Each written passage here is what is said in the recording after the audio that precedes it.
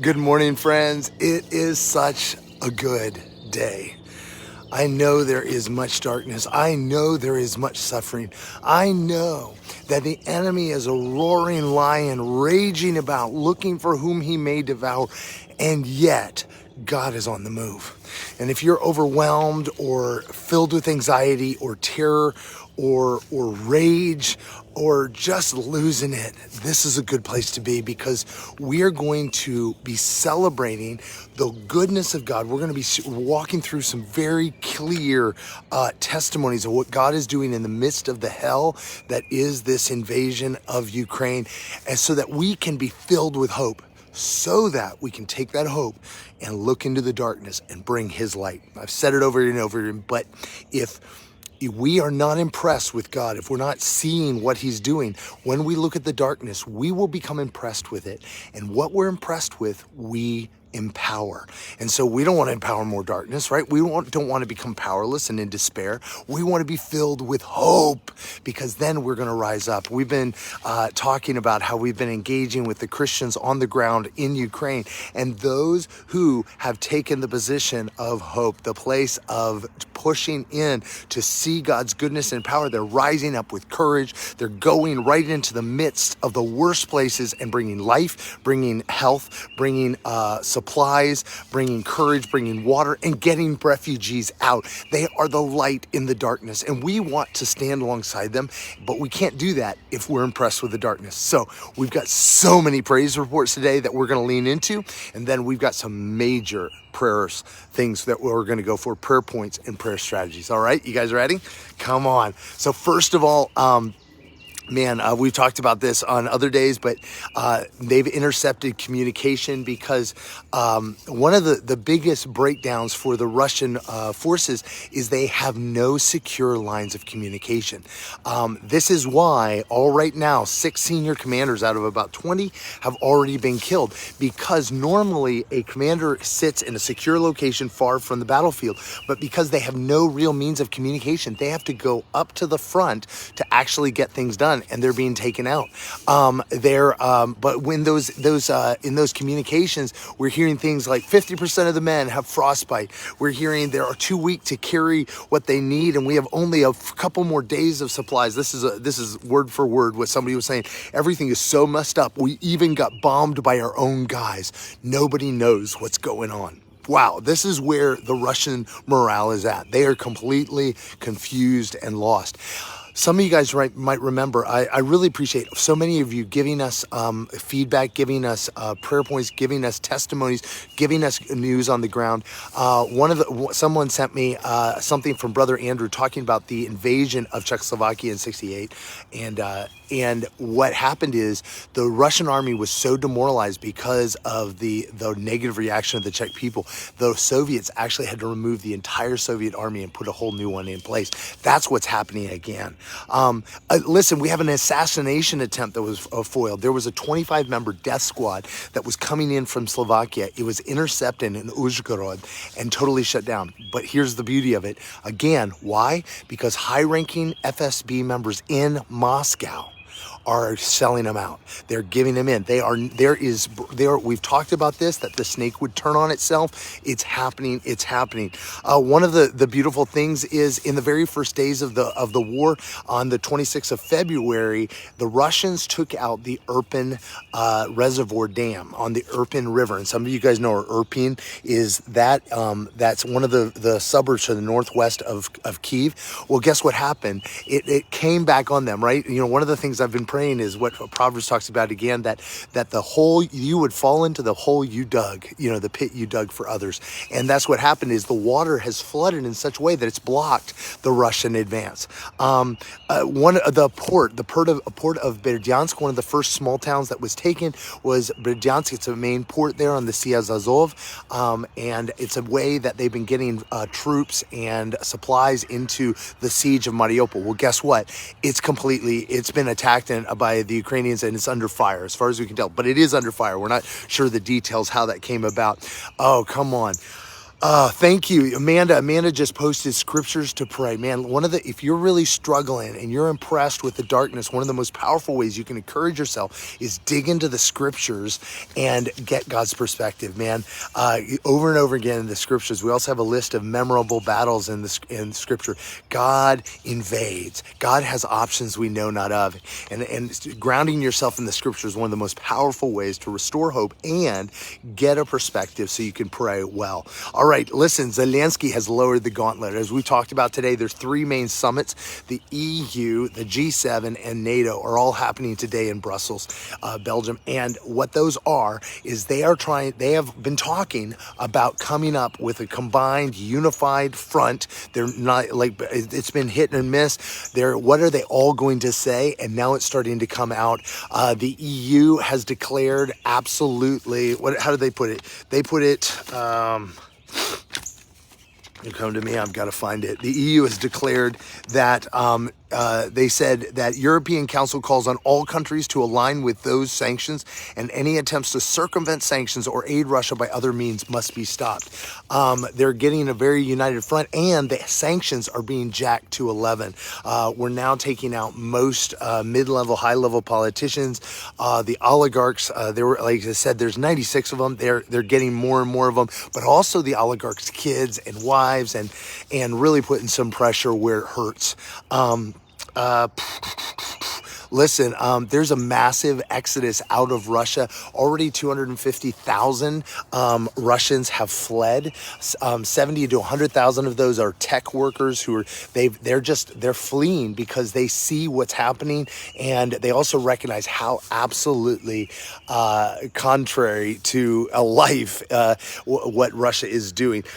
There's been a massive opposition in the military from before the war. A large group, I think over 70 former generals, wrote a paper in opposition to a Ukrainian a war, and they said invading Ukraine would be pointless and extremely dangerous. It would kill thousands and make Russians and Ukrainians enemies for life, risk a war with NATO, and threaten the existence of Russia itself as a state. That's huge. That's huge that they would go on record. And when they've been reached out to, it's pretty much, well, it's happening, isn't it? So one of the interesting things with that is we're seeing a breakdown in Putin's inner circle. We've prayed about that. Kind of in line with that is Shoigu is the Minister of Defense. He's been missing since February 27th. Also, Valery Gerasimov, the Chief of General Staff of the Armed Forces, who actually came up with what's called the Gerasimov Doctrine, where they're using of how they wage this modern war. Well, guess what? He's missing as well. Lavrov, who is the only one other than the spokesman Peskov, he is now speaking to college students. Like he gave a speech, and he said this interesting thing. He said that nobody was predicting what the sanctions of the West would pass. It could have pictured them shutting down the foreign reserves and freezing those assets of Sberbank and the central bank. Wow. Like, first of all, that may not sound like a big deal, but that's a total break with the official line that everything is according to plan, that we had this figured out. It's really saying, oh, we screwed up, we're in danger, but also that he's breaking from the original narrative shows he's really ticked, and he's saying this to college students. Like, here he is. He's one of the most powerful men in the world, and he's just talking to college students. One of the massive things that happened yesterday was Anatoly Chubais. Some of you might recognize that name because he is the father of the Russian economy. Because in 92, he, along with Yeltsin, he was Yeltsin's first deputy, they established the very concept of personal ownership after the Soviet state. They set up, now, what that means is he set up the system whereby the oligarchs took over, and he did pretty well for himself, but he is the only person from the Yeltsin era that is still in power other than Putin. He has stayed the course. He was Putin's special envoy, and now he has fled the country. He has declared he's against the war, and he's out of here. Now, Navalny, the anti-corruption lawyer, said, this isn't a political statement. He's just trying to save his skin and his stuff. But that should show you where the rest of the oligarchs, the rest of his power base, the rest of his inner circle are at. They're starting to realize, is it time? When the rats start fleeing the ship, you know there's a problem. These are exactly the things we prayed for. Come on. One of the Yushchenko, the former president of Ukraine, has made some incredibly powerful statements about, listen, we told you this was coming. This is exactly what Putin said from the beginning. This is not a surprise. We've watched it in all 7 conflicts that in Eastern Europe, which he started. They're all on him. And not a shock. What's amazing is Yushchenko, Poroshenko, and Zelensky, the last 3 presidents, are all on the same page when they were at each other's throats prior to this. Unity, God's bringing unity. One of the things we've been praying for nonstop is that America, particularly because they're holding back, would allow Ukraine to receive anti-aircraft, high-altitude anti-aircraft systems. So large SAM, surface-to-air missiles that will allow them to take out the bombers that have been bombing Ukraine with impunity, particularly the S-300 system. That's an old Soviet system, but it's very effective, especially the modern updates. And Slovakia has offered them. Well, we've got intel that Secretary of Defense Austin has been running all around Eastern Europe trying to get everybody on board to figure out all the details to get those S-300s into Ukraine. This is a fundamental game changer. The vast amount of human life is coming from these kind of missile attacks. But in the middle of this, Russia has been massively depleting their resources. We've talked about this over and over again, that the fact that they're using Caspian Sea resources, ship resources all over, they're firing from Russia, is the fact that they are running out of resources on the ground, and they've already shot over 50% of their cruise missiles. Now they still have a lot to go because they've already shot over 1,200. That means they have more than 1,200 to go. So they are running out. They're running out of supplies. We've talked about this before. We are coming up. They maybe have what they've talked about, 24 to 48 hours more of supplies. Some of that's because the people in Belarus have broken the train tracks coming in from Belarus because Berdyansk, that place has been hit, but general breakdowns in logistics across the board. I heard one military expert say the fundamental breakdown in morale and command means that this army, even if it was fully supplied, could only fight for another 3 weeks or so because the fundamental breakdown in the chain of command. We talked about that with communications, morale, just a leader doesn't lead by dictate. They lead by you have to have more than just, I told you so. They have to believe that the soldiers right now, they're fighting not to win. They're fighting not to die, the Russian soldiers. A British sniper put it this way. He said the Ukrainians are fighting like Taliban on steroids. They are terrifying, and the Russians are running scared. They have been locked down in the northwest of Ukraine, of Kyiv. They've been kicked out of Makarov and and they are encircled in Irpin, Gostomel, and Bucha, that whole area. And in the northeast, where they've really been coming in, they've been well supplied from Russia. They have been so strongly stopped. They're now putting in, they're moving into defensive formations. So they're no longer attacking, they're trying to survive. That's really, really, really good news. One of independent electricity, one of the amazing things is that the European power grid has hooked up to Ukraine. You're like, well, how is that a big deal? One of the ways that Russia has controlled this whole region is they made them dependent on power and oil. And so by hooking up Ukraine to the power grid, Europe now can get the benefit of Ukrainian nuclear power, but Ukraine is now no longer at the beck and call of Russia. That's huge, and that's part of the reason why Russia has been hitting all their electrical stations. So praise God, that's a huge breakthrough. The U.S. has declared very, very, very strongly that they've concluded that Russian forces have committed war crimes in Ukraine. I know you're like, really? It only took you a month? But these are legal language that are the basis for military action. In international law, it's very important that you have laid the groundwork. You've proven that this is happening. Things are moving. We've been talking about this since Monday. There's been a fundamental shift in rhetoric rhetoric across Europe and America saying we see there is reason for action, and using legal terminology that gives the basis for actual action, getting involved. This is where it gets really exciting, because today is the NATO summit. So we got to be praying about that, because this is where it all shifts. NATO has made a statement that the use of chemical weapons in Ukraine will change the nature of the conflict, and its consequences will be dire. Okay? They said we will double our troops along the alliance's eastern flank. That's huge. Like they're getting ready for invasion, like type thing. The first step is deployment in Bulgaria, Hungary, Romania, Slovakia, and along the existing forces in the Baltic countries and Poland. All right, now this is the part that really goes. Countries are expected to agree today that to a special kit to help Ukraine against chemical and biological and nuclear attacks by Russia. And the fact, what they've said, so basically one of the things they made the statement is that if chemical warfare, if weapons of mass destruction get used in Ukraine, that's a red line that will empower NATO to act. So what they're doing is they're creating a new red line, an actual red line, allow them to act. So what we're really praying is that they create a very meaningful, verifiable red line, that it's not wishy-washy, it's very clear, but also that they will, in the meantime, provide those anti-aircraft missile systems that will allow them to take out the bombers and the cruise missiles.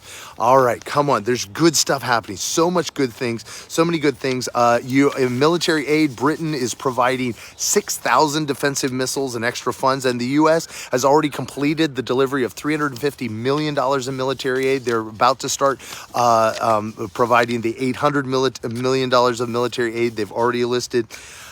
But this is a big one. This is a big one. This is more of I got it in the wrong area, but it's really a prayer issue.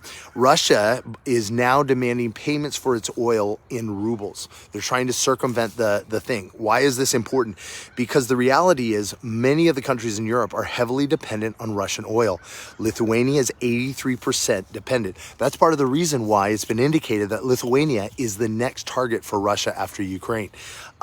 Finland, 80%, Slovakia, 74%, Poland, 58%, Hungary, 43%, Estonia, 34%, Germany, 30%. It goes on and on. They are heavily dependent, and that will create massive amounts of influx of resource, and it will bolster the ruble, which is collapsing. And so this is something that Russia, Europe has to figure out ways to get off of Russian oil, and that's one of the big talks in the EU, G7, and NATO today. Pray for wisdom on how they can do that, wean them off. One of the fascinating things is Latvia, one of the most powerful countries, one of the most powerful churches is in Latvia. They are the only country who've weaned themselves off of Russian oil, and they did it at great cost, but with great wisdom. And so there's some amazing things God's doing in Latvia, and that's why they are ready to stand against Russia. All right. All right. So much more going on, so much more. But we need to shift to our prayer points. Again, what's the prayer? What are we praying for? We're praying for NATO, G7, and EU today. Because the damages across Ukraine are massive.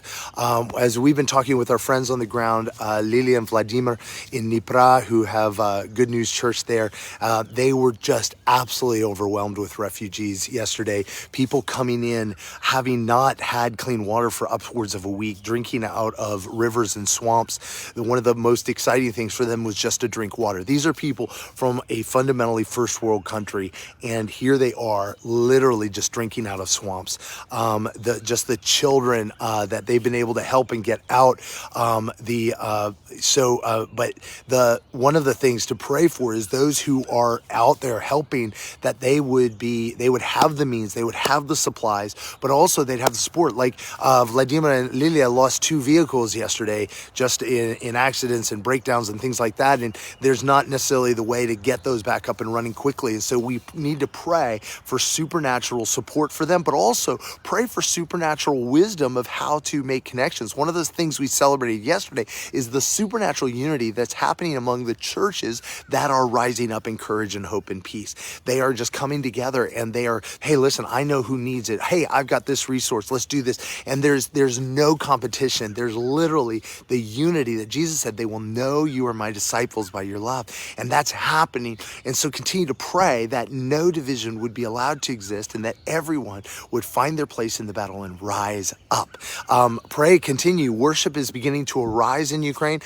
Ukraine is a worshiping country. They're the number one missionary sending country in Europe, but they're a singing people. Pray that God would release worship songs to his worshipers, that they would have songs to go into battle, go into war, to free them from the hopelessness and despair that Russia is attempting to release on them. One of the things we got to pray about is the mass deportation. Russia is pulling the full-on Soviet treatment for Ukraine. So much of what Putin is doing is not surprising, simply because he's pulling from Stalin's handbook. And one of the things you do is destroy, devastate, and deport. And so we've seen this. People are like, well, we're a month in, we'll see what happens. Listen, they did the same thing in Chechnya. They were willing to fight for 2 years. Now, granted, they only lost 10,000 troops over those years in Grozny and in Chechnya. But by the end of those 2 years, Grozny was flat. There was nothing left. And that's what I want to say is Putin is totally committed to that level of devastation. It's been intimated that his inner circle, they really are turning on him, just like we prayed. But what they're looking at doing is replacing him with the head of FSB, the head of the KGB, essentially. This is not any better, right? We have not come this far. The Russian people and the Ukrainian people and the Belarusian people have not suffered so much simply to go back to where we were, but 500 steps back. No, no, no. We have to pray and believe for fundamental breakthrough across the region, that these oppressive governments would fall, and that the innocent would be protected, and that freedom would be released, freedom for the gospel, freedom for everyone to know God's love and to experience the freedom he made them for. Pray for that all of the systems of corruption and domination and control would fall. Wow, I'm overwhelmed again and again as God just reminds me, because I get overwhelmed by the darkness too. I really do. I see so many horrible things, and I'm like, God, where are you? And he'll remind me of the incredible things that he has done. Every single step of the way, every single military expert is struggling to explain how we got here, that Ukraine has held out so well and so long.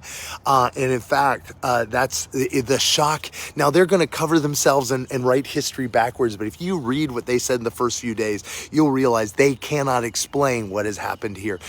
Many things will remain inexplicable. Why has Russia not been able to take Odessa? Why have they not really been able to take any major city? Why are these things happening? And so as we get encouraged, then we can look to the dark areas like Chernihiv. Chernihiv is a city of 150,000 that the Russians took out a major bridge that connected Chernihiv to the rest of Ukraine, and they have encircled it, and they are basically holding 150,000 people hostage, and without water, with limited supplies. They're doing the same thing in Mariupol, where they're down to about 100,000 people, and they're still holding out against the massive Russian bombardment. Women and children, they are, again, same thing in Kherson, but they're starting to deport mass groups of children and women basically as hostages. But that's what Stalin did. And so we need to pray that, that there would be just breakdown, that train routes would not go, that buses wouldn't get, that people would rise up and say no, absolutely no, that the courage would arise, that mothers and children would stand and say absolutely not. We've seen again and again when peaceful people stand in front of tanks, they don't go. We're still praying for bloodless resolution across the way, that Russian soldiers will come to their senses and lay down their weapons, and they'll rejoice. They'll rejoice and receive God's forgiveness, the forgiveness of the Ukrainian people, that the Ukrainian people continue to be delivered from rage and actually love these Russian soldiers who've been dragged there against their will, who have been lied to, and pray just for the eyes of the blind to be opened across Russia, across Belarus, across Ukraine, that people would see with the eyes of the Spirit, the eyes of love, and that war would die. Just continue to pray for the supernatural wisdom for the Ukrainian military to hit the targets, to know where to hit, when and why and who, that people within the FSB would continue to turn and give intel to Ukraine. Pray that pray that the lies of Putin would be revealed all across Russia, and that the people would recognize them as such, and that the truth would be heard. And so, guys, this is a big day. This is a really big day. We're praying for the protection of the innocent. We're praying for all these things, but there's so many things to pray for. Okay, so I've said maybe 150 things. What is the one thing that you're called to pray for? If you're feeling overwhelmed, lower it down. Bring it down. Lay it all at the feet of Jesus. Jesus said, if you're burdened and heavy laden, come to me and I will give you rest. Take my yoke upon me and learn of me, for I'm meek and lowly of heart. For my yoke is easy and my burden is light. So his burden is light. So if you're feeling a burden right now, we need to lay it down at the feet of Jesus and say, Jesus, I give you this burden. I can't carry it. Listen, none of us can carry Ukraine. We can't carry our own lives. We have to lay it down at the feet of Jesus. And now say, Jesus, what's the one thing in the middle of all of this, Ukraine, Belarus, Russia, that you want me to pray for? What's the one thing? What's my brick in the wall? I don't have to be the whole wall, but what's my space on the wall? If you just want to write in, what's that one thing that you're going to be praying for today? Maybe write it on your hand. Just say, what's the one thing? And as you see other people saying the thing that you feel on your heart, go ahead and just respond to them and tell them you're with them as well. This is your time. Just don't get overwhelmed. Pray for the one thing, because when you're empowered with hope and you're praying for the one thing, it's powerful. Listen, we have seen specifically what we've prayed for happen again and again, absolutely in opposition to what all the military experts said would happen. Listen, your prayers matter. Your prayers count. And so pray. We want to pray from that place of hope. Jesus, Lord, I just thank you for every person that's listening now. I thank you. And I'm just going to pray right now. If you're feeling overwhelmed with fear and doubt and confusion and you can't find your way out of the maze of mirrors, I'm going to pray for you right now. Just put out your hands. Jesus, I release your peace, your hope, your life, your love over every single person listening here. You said that the fruit of your presence is love, joy, peace, patience, kindness, and goodness, faithfulness, and self-control. Lord, you said that the fruit of the Spirit is just the free gift. So, Lord, I pray right now that the fruit of your Spirit would rise up in the hearts of every person listening. There would be joy. There would be hope. And when they see you as you are, just like Elisha's servant, their eyes would be open and they would see the armies of the living God surrounding the armies of Russia, surrounding the armies of the enemy. They would see your fiery ones there at the side of those who've been kidnapped, those who've been taken, and they would see that you fight for us. If you be for us, who can be against us? Lord, I pray right now that you would encourage the hearts of everyone listening.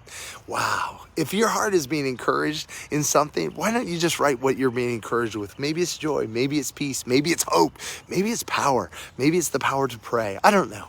But listen, we cannot pray by our own strength. Listen, in fact, this entire Christian life is not by our own strength. Listen, Paul put it this way. He said, all my works are as filthy rags, but his works, that's the supernatural power filling me to do the will of God. Now that's the good stuff. And so listen, we lay down the burdens of heaviness and doubt and confusion, and we pick up his hope in life that only he can give. We can't work it up.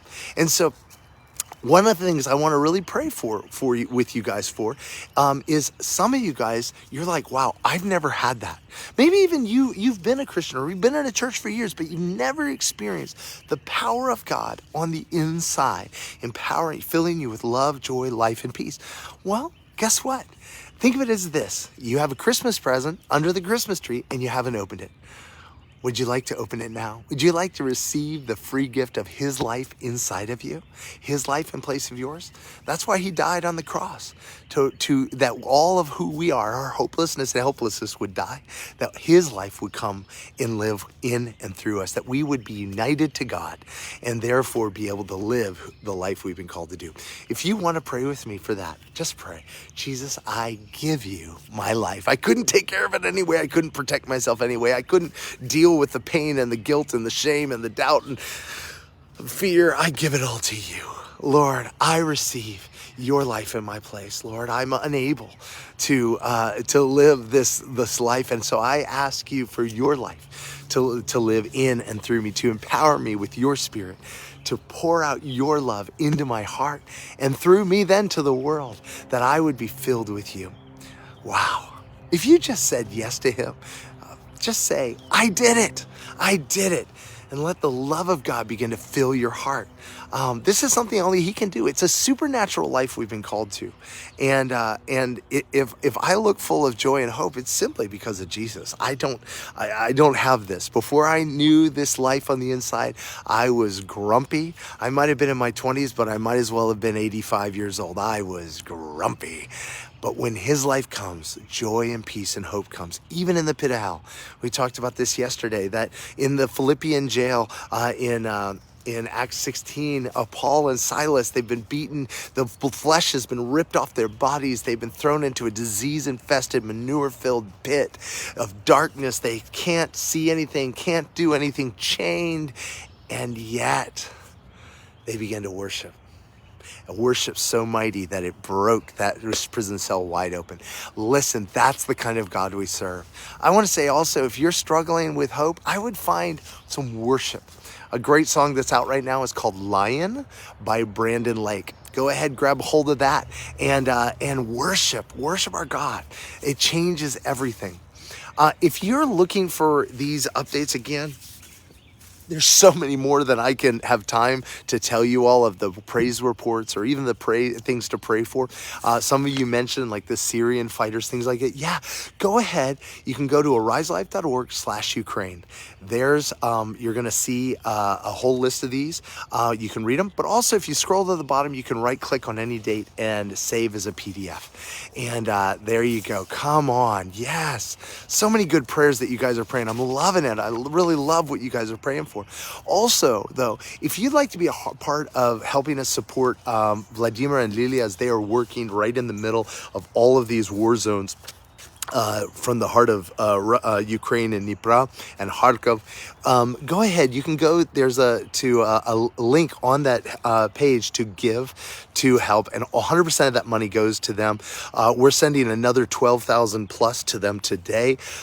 That brings the total to over 50,000 we've been able to send in the last week, and it's bringing food, it's bringing water, it's bringing supplies. It's allowing them to house refugees, but also then send refugees on towards the Polish and Romanian borders in Slovakia. And so there's so much that they're doing. They're going in, providing supplies to hospitals and people in that are trapped in the subway system in Kharkov.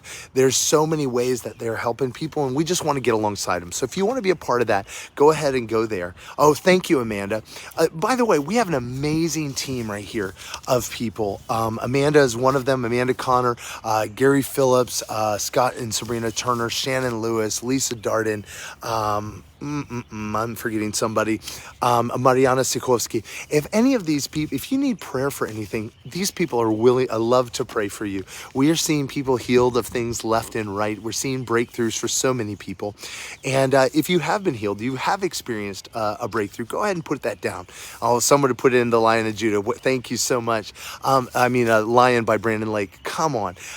Listen, if you want prayer for anything, go ahead and say, ask for prayer. Say, I need prayer. And if you have given your life to the Lord today, go ahead and say, I did it. We'd love to come alongside you and pray for you. Oh, man, it's a good day. I listen every day. I'm trying to get on about 9 o'clock Eastern time. Sorry it's so late for some of you all because there's just so much to sort through and I need to get to my piece, right, to share it with you. But also, I'm probably going to be on super early tomorrow. I've got a lot going on tomorrow, and I just really want to get this out. But a final thing I want to say to you guys is when you share this, when you like this, when you comment, when you tag other people, when you do that, it gets the word out. Every few days or so, our reach shrinks just because of the way Facebook works. If you would do me a favor, especially if you've never shared this, could you share this? Could you put it out there? Could you let people know? Because one of the things the Lord really put on my heart today is the ask that God would raise up some real influencers, people with millions of followers, to grab a hold of these videos to help raise up prayer for Ukraine. It's not about our glory, right? It's about His. And so really just join us in praying and sharing and commenting. That would mean the world. Oh, hey, and listen. Oh, I did want to say this. One of the things we're so grateful for is our sister churches that have come alongside of us, Riverstone, Stonebridge, Vintage 242, and River City in supporting the work in Ukraine. So grateful for you all. Love you all so much. Have an amazing day. Take care.